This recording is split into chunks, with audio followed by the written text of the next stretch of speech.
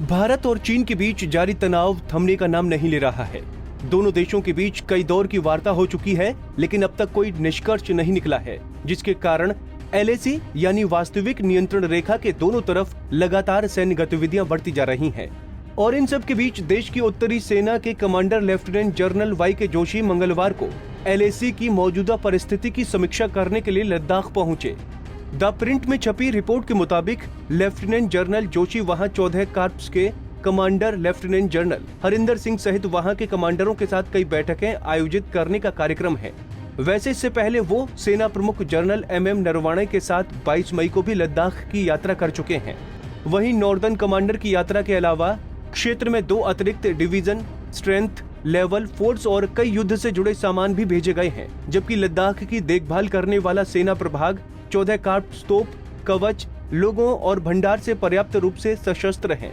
लेकिन बड़ा रिजर्व बनाने और आगे की तैनाती के लिए अधिक सैनिकों को लाया गया है। दरअसल दोनों देशों के बीच जारी वार्ता के दौरान ही चीन LAC पर अपनी सैन्य गतिविधियां बढ़ा दी हैं, जिसके बाद भारतीय सेना ने भी अपनी स्ट्रेंथ लेवल फोर्स तैनात कर दी है।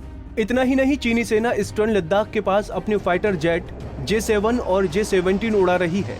इसके बाद से भारतीय वायुसेना ने भी लद्दाख के करीबी एयरबेस पर सुखोई और मिराज जैसे फाइटर जेट को स्टैंड बाई पर रखे हुए हैं।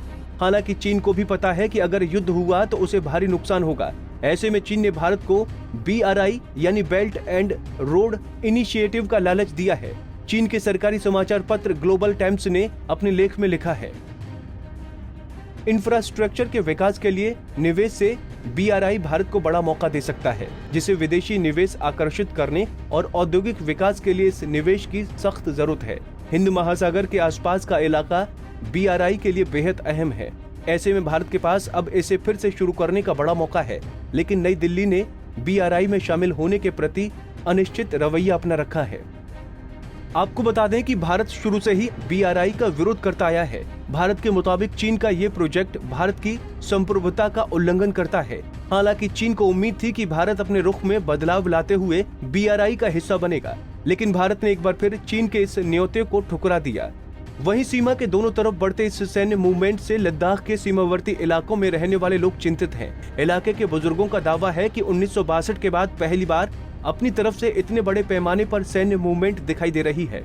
इधर इन सब के बीच कांग्रेस ने ट्वीट करके इस पूरे मुद्दे पर PM मोदी की चुप्पी पर सवाल उठाया है। #Modi speak up on China के साथ कांग्रेस ने सवाल पूछा कि राष्ट्रीय सुरक्षा के इतने महत्वपूर्ण मुद्दे पर प्रधानमंत्री चुप क्यों हैं?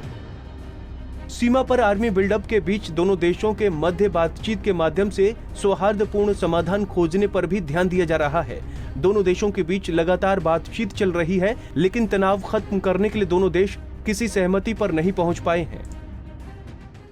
हमसे जुड़े रहने के लिए हमारे YouTube चैनल को सब्सक्राइब करें और नई वीडियो की नोटिफिकेशन के लिए बेल आइकॉन को दबाएं।